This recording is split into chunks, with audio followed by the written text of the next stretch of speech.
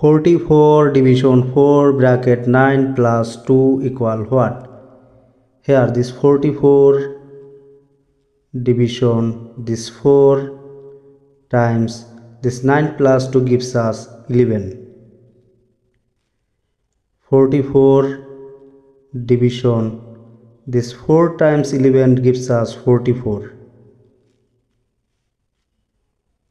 44 division 44 gives us 1, but this answer is not correct. Now I will apply Pemdas rule to solve this math correctly. Here P-E-M-D-A-S,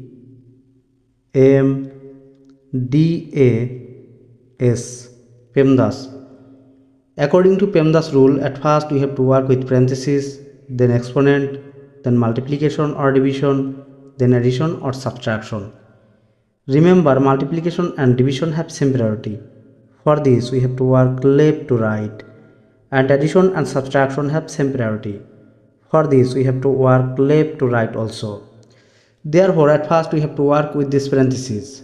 Here this 44 division this 4 multiply. Inside this parenthesis we have 9 plus 2. 9 plus 2 gives us 11. According to order of operation, multiplication and division have same priority. For this, we have to work left to right.